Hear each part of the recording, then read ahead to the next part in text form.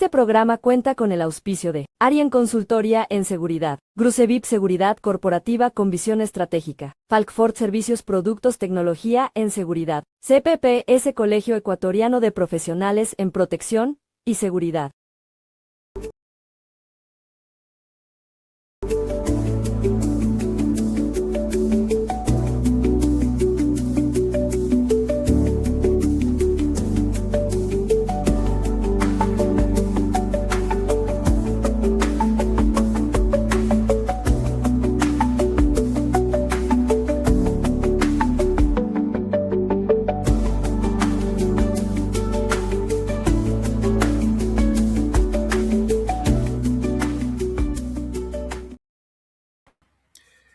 Estimados amigos y colegas de Latinoamérica, muy buenas tardes. Bienvenidos a una nueva edición de Escudo Estratégico Regional, un espacio académico y ejecutivo orientado al análisis de los grandes desafíos que impactan la seguridad, la gobernabilidad y la estabilidad estratégica en América Latina y el mundo.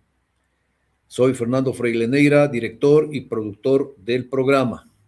En esta ocasión abordaremos un tema de enorme relevancia y actualidad: amenazas híbridas y seguridad global, el nuevo escenario estratégico internacional. Una problemática que combina factores como el crimen organizado transnacional, los ciberataques, la desinformación, la presión geopolítica, el terrorismo, las crisis migratorias y las afectaciones a la infraestructura crítica, configurando un entorno de alta complejidad para los estados y las organizaciones.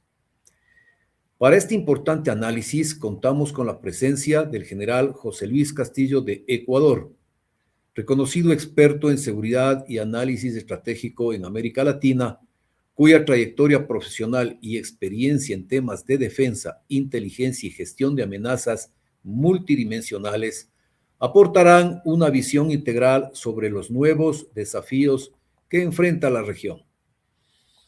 Durante este programa analizaremos cómo las amenazas híbridas están transformando el escenario internacional y por qué resulta indispensable fortalecer la inteligencia estratégica, la cooperación regional, la resiliencia institucional y la capacidad de anticipación frente a riesgos cada vez más dinámicos y sofisticados.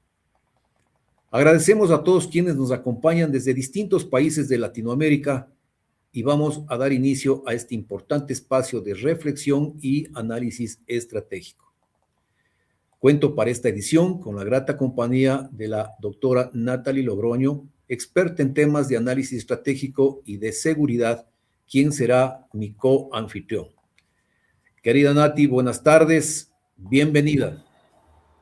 Gracias Fernando, buenas tardes con todos, gracias por estar aquí José Luis. Me voy a permitir dar lectura a esta amplia hoja de vida y llena de mucha experiencia y conocimiento que posee nuestro invitado el día de hoy.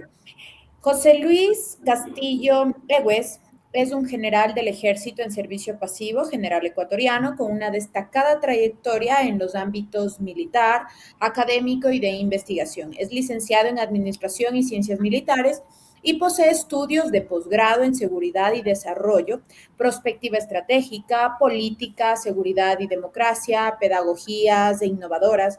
Durante su carrera militar ocupó cargos de alta responsabilidad, entre ellos director de la Academia de Guerra del Ejército, comandante de varias brigadas, agregado militar adjunto en Estados Unidos y comandante de varias unidades operativas del Ejército ecuatoriano. En el campo de la docencia ha sido profesor e instructor en instituciones militares y docente investigador en universidades como la UID, la UDLA, UNIANDES, Universidad de los Hemisferios, en el IAEN, manteniendo actualmente actividades académicas como docente invitado en la UISEC y la Academia de Guerra del Ejército Ecuatoriano. Bienvenido, José Luis, para nosotros es un honor tenerte aquí. Buenas tardes, querida Nati, estimado Fernando. Un saludo a todos quienes están presentes en este foro. Les agradezco mucho la invitación y estoy a las órdenes. Bien, Iniciemos entonces el programa, mi querido José Luis, y quisiera escucharte desde tu perspectiva, desde tu visión.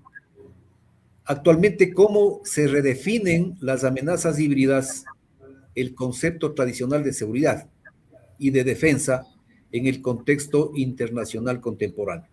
Te escuchamos. Bien, este tema de las amenazas híbridas cada vez está cobrando mayor relevancia porque estábamos acostumbrados a las operaciones convencionales, ¿verdad? Y en el siglo XX prácticamente fue un siglo en el cual este tipo de operaciones o de conflictos de naturaleza convencional se desarrollaron y todavía no aparecía de una manera muy influente las amenazas o la guerra híbrida, porque amenazas híbridas producen guerra híbrida. Entonces, un poco para que nuestros oyentes lo puedan dimensionar, hay que identificar que la guerra convencional, las amenazas convencionales, ellas estaban supeditadas más bien a la interacción entre los estados.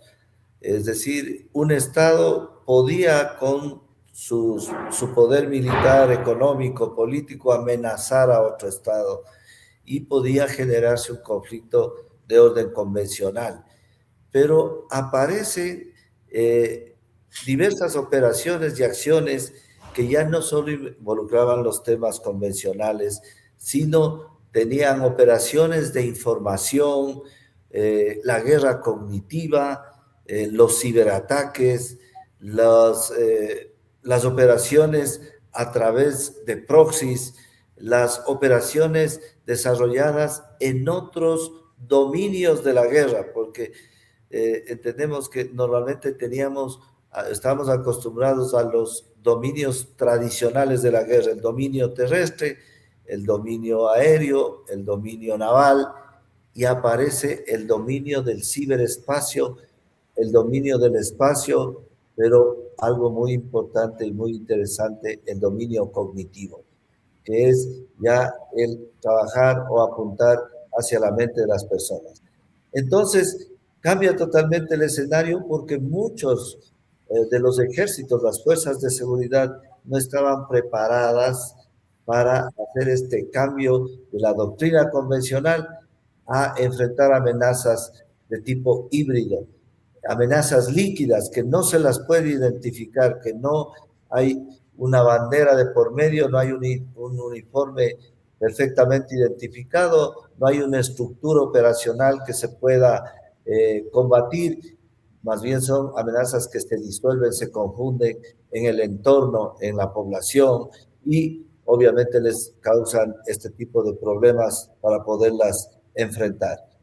Uno de los casos emblemáticos de este tipo de amenazas y de guerra es justamente lo que estamos viviendo en Oriente Medio, ¿verdad? Y justamente en Oriente Medio, uno de los estrategas que hay que reconocer y darle el mérito suficiente es el general iraní Qasem Soleimani, que es uno de los creadores de la guerra híbrida.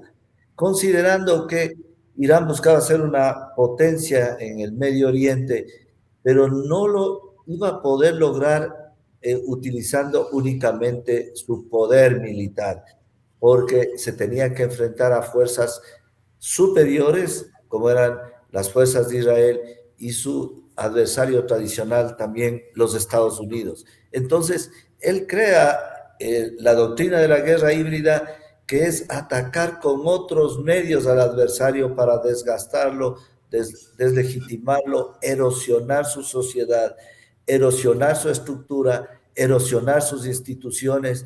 Y es por eso que se ve justamente que antes de que llegue al gobierno Donald Trump, Estados Unidos fue atacado con un envío masivo de drogas de diferente naturaleza, incluidas las drogas sintéticas, una migración descontrolada en contubernio con gobiernos denominados progresistas.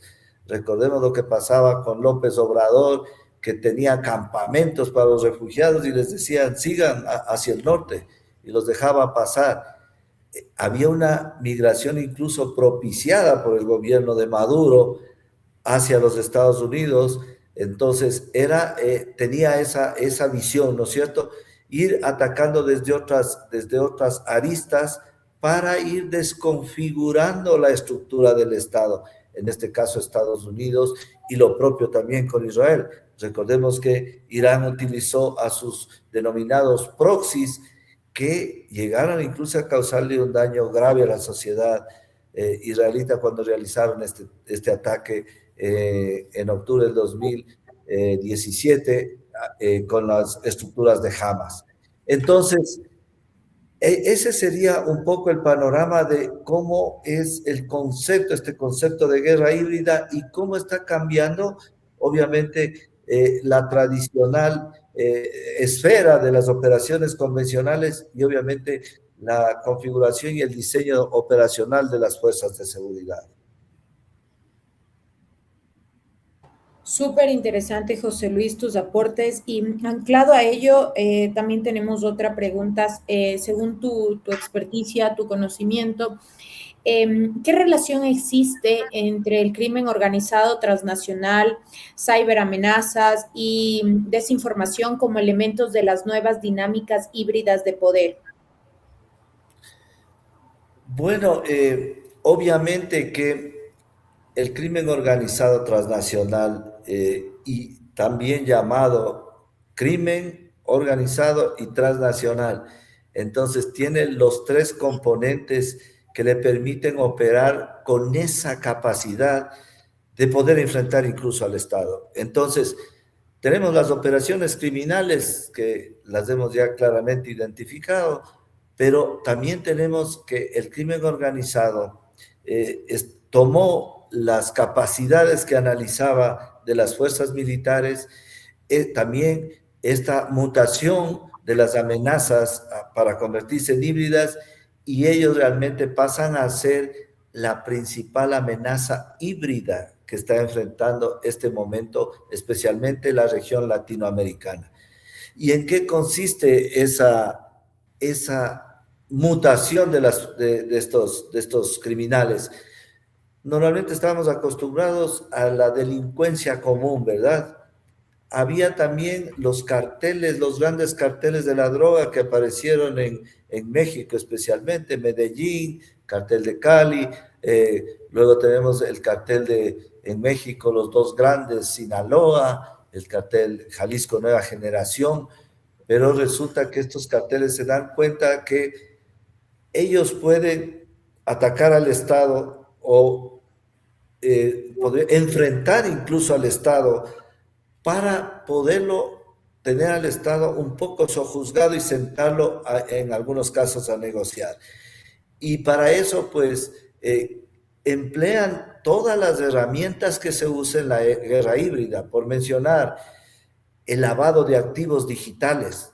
Ellos tienen esa capacidad, estas amenazas del crimen organizado, los carteles, estos grandes carteles están presentes, como el cartel de Sinaloa está presente en casi la mitad de los estados Unidos, valga la redundancia, casi en la mitad están presentes.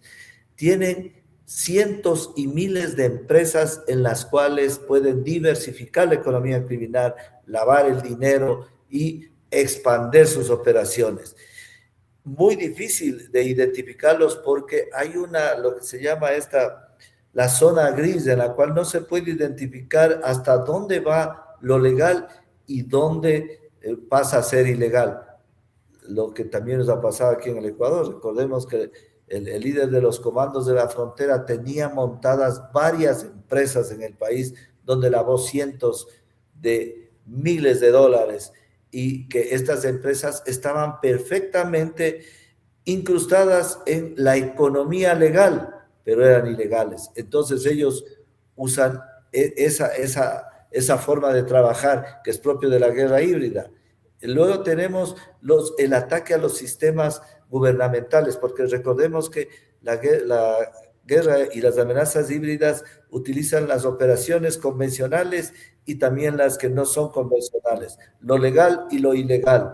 Entonces, comienzan a atacar los sistemas gubernamentales y la sociedad o las fuerzas de seguridad, cuando quieren reaccionar, ya estaban penetrados. Si no teníamos en el Ecuador la explotación de los teléfonos del narcotraficante Norero, muerto en la Tacunga, asesinado por sus anteriores socios, no podíamos saber el alcance de la penetración de la economía criminal y en realidad del crimen organizado en la estructura del Estado. Jueces, fiscales, policías, militares, políticos, que es lo más grave, porque el nivel, cuando ya llegan al nivel de la narcopolítica, prácticamente es el último nivel y pueden amenazar al Estado para convertirlo en un narcoestado. ¿Qué más hacen? Robo masivo de la información propio de la guerra híbrida. Recordemos que hay una base de datos perdida de la Agencia Nacional de Tránsito que está circulando por ahí y en base a eso les permite realizar estas actividades criminales, especialmente las extorsiones. El ransomware que le llaman, que es meter virus o espías en los sistemas digitales del Estado para robar información y beneficiarse de eso. Estamos viendo que, por ejemplo, tienen la capacidad de pinchar los oleoductos, las áreas estratégicas del Estado, porque saben exactamente, tienen información privilegiada, cuándo inicia el bombeo, por dónde va a pasar el combustible, a qué horas ellos lo pueden pinchar el oleoducto para sacar el combustible y venderlo ilegalmente. Emplean eso. Extorsión, también había hablado de la extorsión, manipulación de los datos estratégicos, lo que les acabo de decir. Recordemos que este rato está en investigación esta empresa de Guayaquil que manejaba la seguridad en el puerto principal, que también estaba realizando actividades que presuntamente son ilegales. Recordemos que también se detectó que el EQ 911 había funcionarios que estaban vendiendo información y la localización de las personas. Entonces, estamos viendo cómo el crimen organizado está utilizando esos instrumentos de la guerra híbrida, esas capacidades de la guerra híbrida para realizar sus actividades criminales y poder enfrentar al Estado en ciertos casos o valerse del Estado, de las capacidades del Estado para fortalecer sus actividades ilícitas. Definitivamente el ecosistema delictivo en el mundo, ¿no?, se ha generalizado y se ha enraizado, como tú bien dices, pues en los diferentes estamentos del Estado, de un país, de una región, de un continente.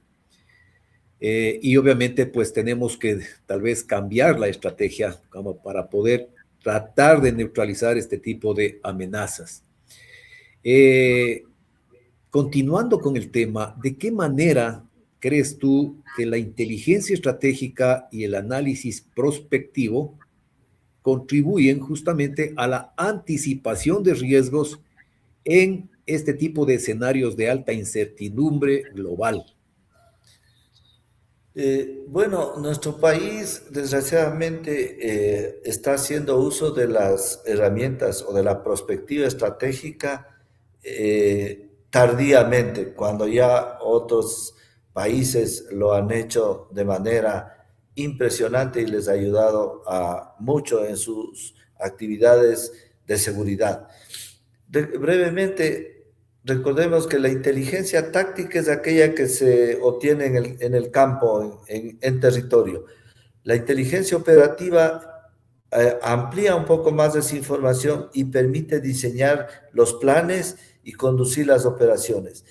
Con todo, a la vez, toda esa información, esa inteligencia sube al nivel estratégico. El nivel estratégico es aquel que ya ve todo el bosque completo, ¿no es cierto? Y especialmente puede identificar cómo funcionan las redes criminales, ya no solamente al interior del territorio, sino transnacionalmente.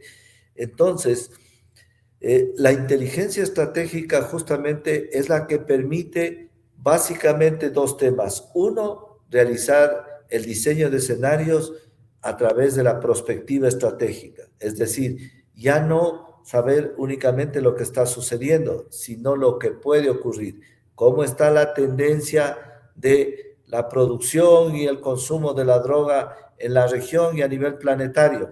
La tendencia es al alza. Entonces, ese es un indicativo que le da la inteligencia estratégica, y los escenarios le permiten al Estado poder actuar estratégicamente desde el presente para que esa tendencia al alza no le afecte al país. Entonces, esa es una capacidad, realizar prospectiva, que tiene la inteligencia estratégica. Y la otra, que es muy importante, que le permite generar política pública. La inteligencia estratégica está en el más alto nivel. Entonces, si sabemos que tenemos, de acuerdo a la tendencia, el incremento ahora con el taponamiento del corredor del Caribe por parte de los Estados Unidos para la salida de la droga desde Colombia, lo más lógico era que el corredor del Pacífico, porque el del Caribe es sellado, el del Pacífico y el oriental hacia Brasil se iban a intensificar, y es justamente lo que está sucediendo. Entonces, ahora actualmente se está hablando de un término muy interesante, que es la conjunción de la inteligencia estratégica y de la prospectiva. Y ahora lo que se habla es de la anticipación estratégica. Entonces, las fuerzas de seguridad, justamente hablábamos con alguien del Comando Conjunto hace poco, que se necesita el Estado ecuatoriano comenzar a trabajar en la anticipación estratégica. ¿Qué se hace con la anticipación estratégica? Se trabaja con metodólogos expertos en prospectiva. El experto en prospectiva no necesita conocer la economía muy bien, la seguridad, sino él conoce la metodología y los guía a los expertos al diseño de los escenarios. Y básicamente se necesitan el escenario optimista, que es un gran referente, el escenario pesimista para identificar los riesgos y amenazas, el escenario tendencial, que son cifras, hacia dónde van las cifras, y se diseña el escenario apuesta o el escenario normativo. Perfecto, con ese escenario normativo inicia la planificación estratégica de corto, mediano y largo plazo. La anticipación estratégica es unir a esas dos capacidades y permitirle que el Estado no tenga o evite ser sorprendido por las amenazas y los riesgos, sino que ya tenga listos la posible reacción, pero ante todo anticiparse a que el riesgo o la amenaza se materialice. Es la nueva tendencia, hay que trabajar en eso. Análisis de riesgos emergentes, inteligencia tecnológica, inteligencia económica, inteligencia de las relaciones exteriores, inteligencia interna, inteligencia económica, inteligencia inclusive delictiva relacionada a las cárceles, es decir, todo unido en un solo comando o un centro de análisis para realizar, como les digo, la anticipación estratégica. Súper interesante lo que nos comentas. De hecho, considero que realizar esta anticipación estratégica bajo todas las inteligencias que acabas de mencionar va a ser un puntal súper importante para justamente anticiparnos a la comisión de la criminalidad, que es lo que se necesita, ¿no? Y evitar esta gobernanza criminal que hoy por hoy nos rodea. Justamente con eso va nuestra siguiente pregunta, José Luis. Bajo tu experiencia, ¿cuáles son las principales debilidades estructurales de los estados latinoamericanos frente a las amenazas híbridas emergentes? Bien, va de la mano con la anterior pregunta. Qué interesante, porque como estábamos hablando, levantados los escenarios, y como les decía, hay que poner tanta atención al escenario pesimista, porque ese es el que nos da las alertas. Nosotros, en el ámbito de la seguridad, ya se había visualizado el escenario actual que se está viviendo. Es decir, porque estábamos claros de que Colombia, con el gobierno del presidente Petro, por su tendencia ideológica, por su formación anterior, no iba a realizar una actividad directa hacia los grupos criminales y de delincuencia.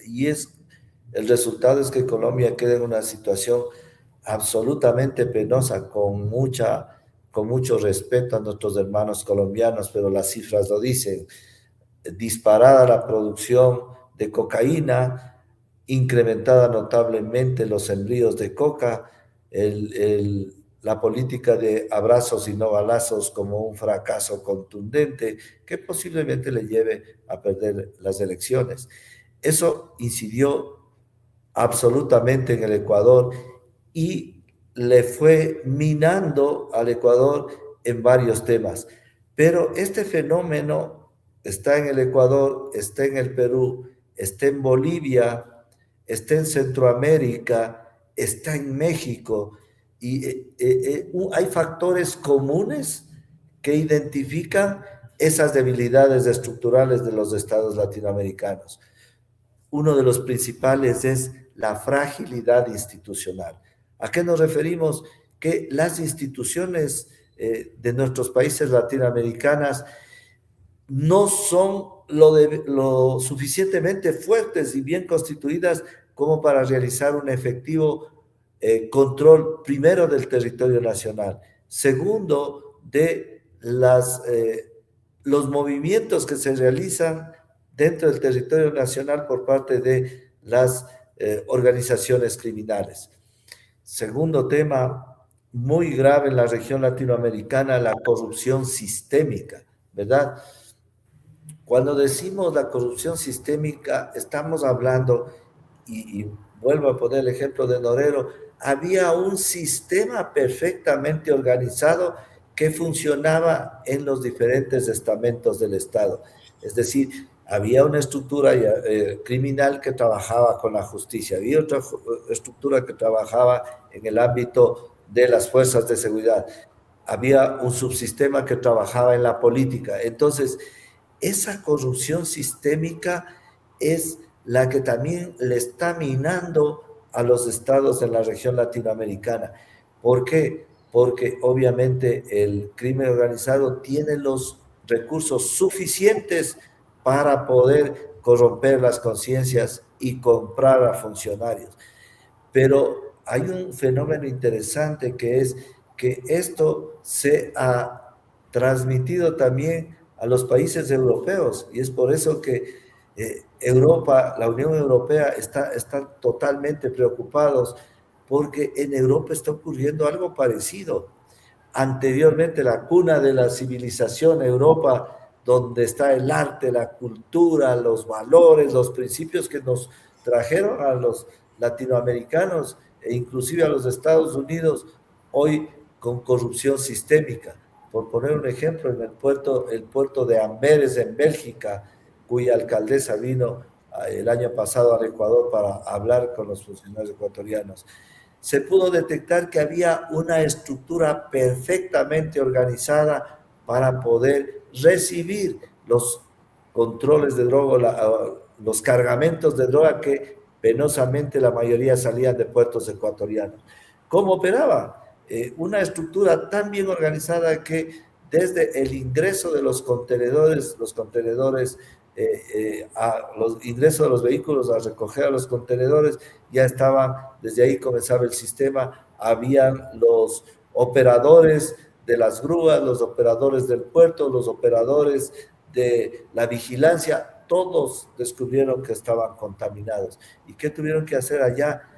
Ellos comenzaron a trabajar con tecnología y ellos sí están haciendo ya el tema del escaneo de los contenedores, que se ha hablado aquí que se va a implementar y todavía no se lo hace. Es un proceso sumamente complejo. Del puerto de Guayaquil salen aproximadamente 800,000 contenedores entre exportación e importación. Entonces, controle con fuerzas de seguridad 800,000 contenedores, imposible, porque la corrupción es más poderosa. Entonces, la conclusión es que ante la corrupción sistémica, la tecnología va a ser su principal enemigo, como lo está haciendo, les decía, la Unión Europea. Otro tema, la débil coordinación interinstitucional. Es otro de las debilidades estructurales. Recordemos que malo bien se montó aquí el Ministerio Coordinador de Seguridad. Sí, estuvo realizando un trabajo interesante, pero este rato nuevamente estamos trabajando de una manera compartida, pero no integrada. Entonces, luego desapareció la Secretaría de Seguridad, tenemos el Consejo de Seguridad Pública y del Estado, que no está cumpliendo la función de articulación de las políticas de seguridad. Esa es una situación que también es un mal común en los países de la región. Las brechas tecnológicas, absolutamente importante lo que acabo de hablar. Tenemos muy poca tecnología para enfrentar al crimen organizado, que sí la tiene, que tiene todas las capacidades. Recién estamos recibiendo un adecuado apoyo de los Estados Unidos. Sabemos que ya está aquí asentada una oficina del FBI en el Ecuador, también hay una oficina de Homeland Security, pero ¿quién nos ha dado la inteligencia, la última inteligencia que nos ha permitido realizar buenas operaciones?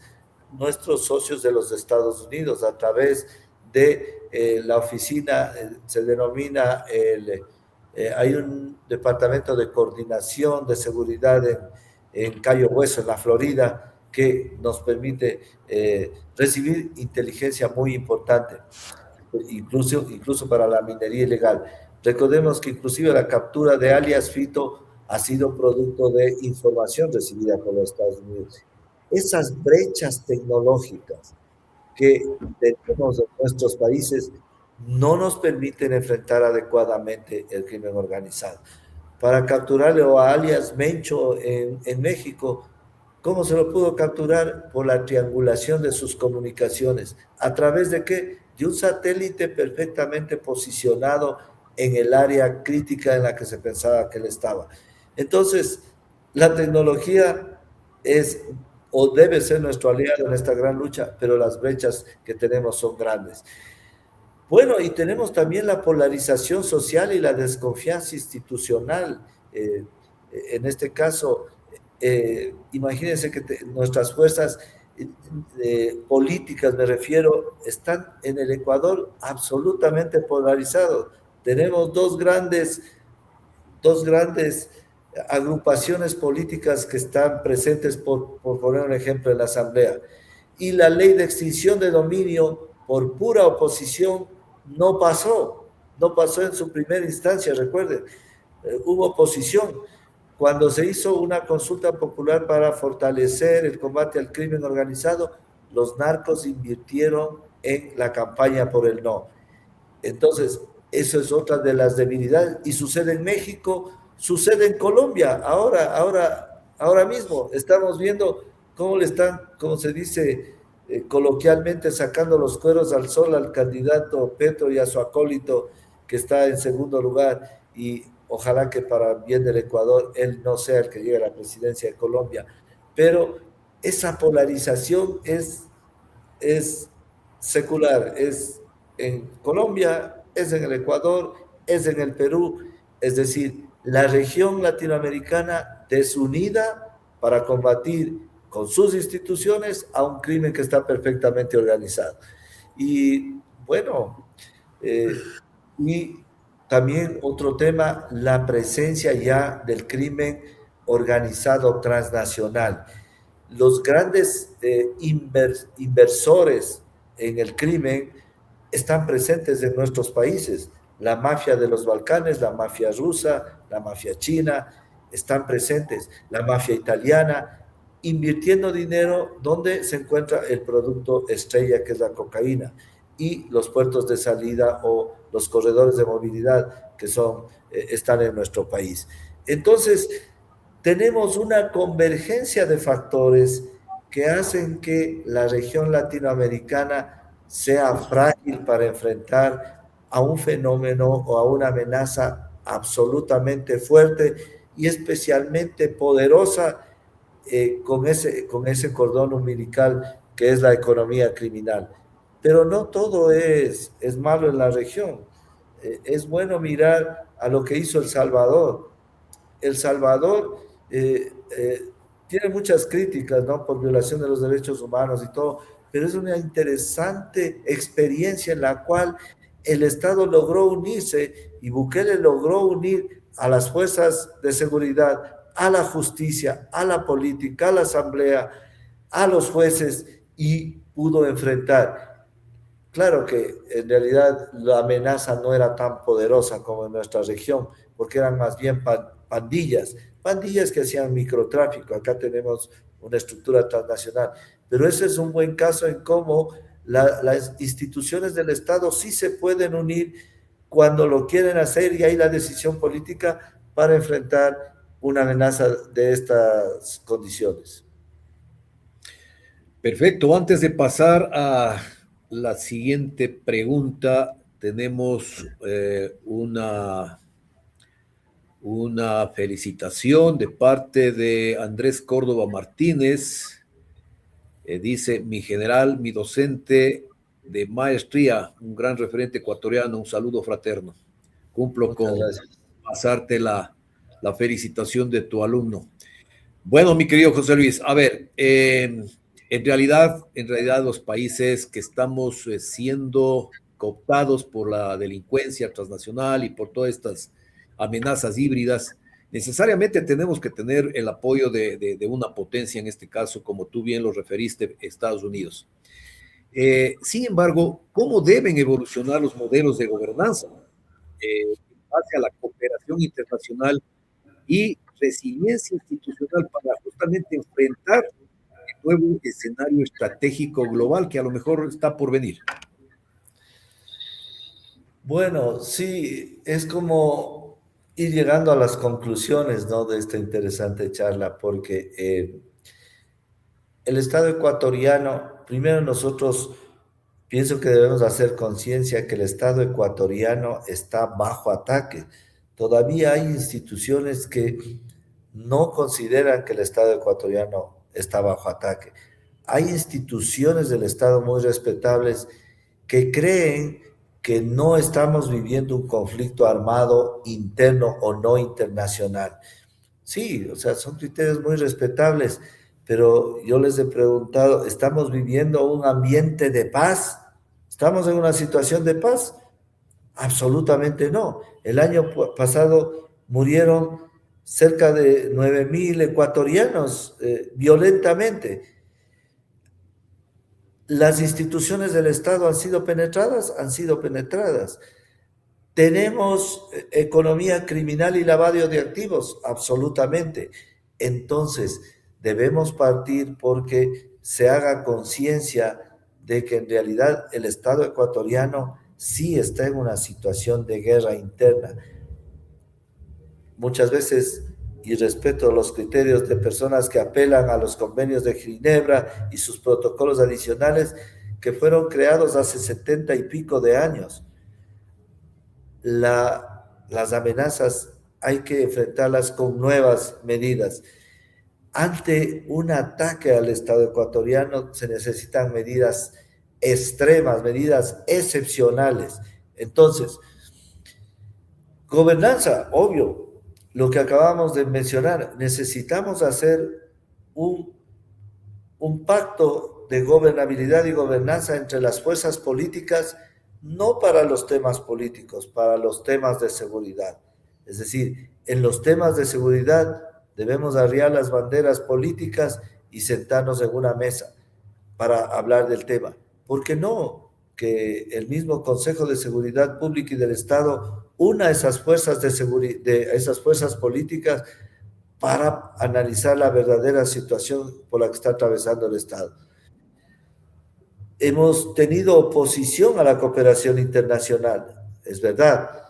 Recién, ya con mucho esfuerzo, se logró aprobar la modificación al artículo 5 de la Constitución, en la cual se prohibía la presencia de fuerzas militares en territorio ecuatoriano. Se hacía bases militares, en realidad nunca va es muy difícil que exista una base militar en territorio ecuatoriano.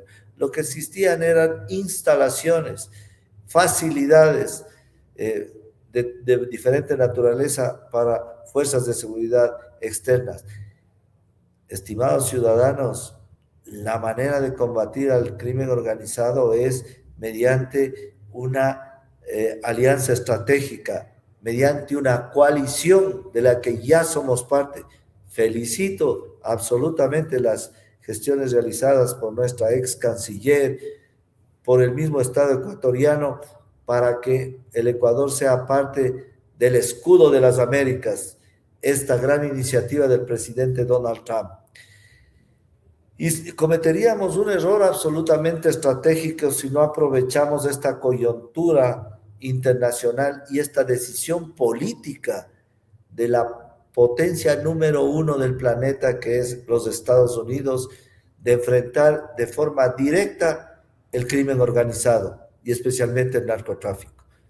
Debemos nosotros integrarnos con todo, pero en una coalición hay que considerar que ya no solo se participa con buenas intenciones, las coaliciones son medios militares, recursos, fuerzas, operaciones de todo tipo. Entonces, ese es un gran ejemplo y el Ecuador está dando muestras de que lo va a hacer y que lo está haciendo, porque si nosotros no damos muestras de eso, es fácil que las ayudas internacionales sean suspendidas. ¿Y por qué Estados Unidos lo mira con interés al Ecuador? Acaba de estar presente en los Estados Unidos nuestro presidente con el secretario de guerra de los Estados Unidos, Pete Hegseth, quien es el que lleva la batuta de las fuerzas militares. Él dirige el Pentágono, ese gran instrumento de seguridad que tienen los Estados Unidos. Esa cooperación tiene que ser en todos los órdenes, pero especialmente en qué? Inteligencia estratégica, que es una fortaleza absoluta de los Estados Unidos. Coordinación operativa, no solo a nivel nacional, sino regional. Los integrantes de este escudo de las Américas debemos comenzar a trabajar coordinadamente en operaciones muy coordinadas para combatir este flagelo. Tenemos un desafío gigante en cortar el cordón umbilical del crimen organizado, que es la economía criminal. Es decir, la UAFE, la Unidad de Análisis Financiero, todavía no está estructurada como una institución que debe ser una de las más fuertes en el combate al crimen organizado. Protección conjunta del ciberespacio. Las comunicaciones nuestras están moviéndose a la par que las comunicaciones de los criminales. ¿Por dónde se mueven las comunicaciones de los criminales? En el ciberespacio. Yo puse el ejemplo de alias Mencho, de alias Fito. ¿Cómo fueron ellos ubicados? A través de sus movimientos en el ciberespacio, no sus movimientos en la tierra, moviéndose por sus caletas, no. Ellos estaban moviendo en el ciberespacio y ahí es donde se debe librar la nueva batalla, el dominio del ciberespacio. Y obviamente aterrizar en la lucha de las economías criminales. Entonces, y también trabajar en lo que nos preguntaba Fernando Freire, este tema de la resiliencia institucional. ¿Qué es la resiliencia institucional de un Estado? Como una prioridad estratégica, la capacidad que tenga nuestro Estado de aguantar y soportar las presiones externas que se vienen por parte de estas amenazas, adaptarse adecuadamente a las situaciones de crisis y estar en condiciones de operar en situaciones de crisis y realizar un adecuado manejo de crisis. Mientras dure este conflicto armado no internacional, que lo estamos viviendo, y yo sí les llamo comedidamente a las instituciones que lo reconozcan, desde la Corte Constitucional para abajo, tenemos que tener la capacidad de que el Estado siga funcionando. Eso es resiliencia. Es decir, que los ciudadanos no se queden sin sus servicios, que por miedo no tengan que salir a las calles, que por miedo tengan que cerrar sus negocios a las 6 de la tarde, como ha sucedido en Puerto Bolívar, en Machala, que antes eran unos lugares atractivos, como la misma Bahía en Guayaquil. Entonces el Estado tiene que tener esa capacidad de darles la protección a sus ciudadanos para que sigan desarrollando una vida normal. Y obviamente el último tema, tener la capacidad de recuperarse rápidamente de perturbaciones complejas, como nos ha pasado, ataques brutales que ha sufrido el Estado, y que tenga esa capacidad de recuperarse, de no amilanarse y de dar una respuesta contundente al crimen organizado. Estamos en un momento histórico, estamos en un momento en el cual el Estado no puede doblegarse. Si es que el Estado y sus instituciones se doblegan, corremos el riesgo de ir hacia el camino de un narcoestado, y eso jamás lo podemos permitir. Entonces, adaptación al máximo, resiliencia, evolucionar adecuadamente hacia una muy buena gobernanza y gobernabilidad, y estar en condiciones de ganar esta guerra. Ese sería mi mensaje final. Tenemos que ganar esta guerra, no la podemos perder. Pues sí, tienes toda la razón académica y profesional, mi querido José Luis. Bien, estamos llegando ya al final de esta importante edición de Escudo Estratégico Regional, y queremos agradecerte a ti en nombre del programa por esta manera profesional de haber proyectado justamente todas las preguntas que se te han hecho la noche de hoy. Quiero agradecerte a nombre nuevamente del programa de análisis estratégico, y el compartir tus conocimientos y tu experiencia y tu visión académica sobre lo que hemos visto el día de hoy, ¿no? Ha sido por demás claro tu intervención. Sin duda, el análisis que se ha desarrollado nos permite prácticamente comprender que la seguridad moderna ya no puede abordarse únicamente desde una perspectiva tradicional, sino mediante enfoques multidimensionales sustentados en inteligencia estratégica, justamente una cooperación internacional que muy bien lo topaste tú, y más que todo una innovación y resiliencia institucional. Quisiera escucharte tus palabras finales, José Luis, antes de concluir ya el programa en forma definitiva. Bien, haciendo un poco alusión al tema por el cual habíamos abordado este panel, el Ecuador no puede enfrentar una amenaza o amenazas de tipo híbrido con instituciones y esfuerzos fragmentados. Necesita una conducción político-estratégica firme, única, con inteligencia estratégica integrada, cooperación internacional efectiva y una ofensiva sostenida y contundente contra los grupos criminales, sus integrantes y sus economías. El Estado ecuatoriano tiene que salir victorioso de este difícil reto, que es protegerle al gobierno, al Estado, a sus instituciones, pero especialmente a sus ciudadanos, para recuperar el control territorial, para recuperar la soberanía. No es que se la perdió, pero en ciertos lugares está en disputa, para dejar claro que hay una autoridad estatal que va a estar sobre la posible autoridad que quieren ejercer los criminales, y especialmente darle nuevamente la confianza a nuestros ciudadanos. Perfecto. Como conclusión académica, diría que las amenazas híbridas representan uno de los mayores desafíos contemporáneos para los estados y las organizaciones, debido justamente a la capacidad de combinar factores tecnológicos, criminales, económicos y, más que todo, geopolíticos. Frente a ello, la anticipación estratégica y la preparación integral serán elementos fundamentales para garantizar la estabilidad, la gobernabilidad y la seguridad en América Latina. Gracias a nuestra audiencia internacional por acompañarnos esta noche y será hasta una próxima edición.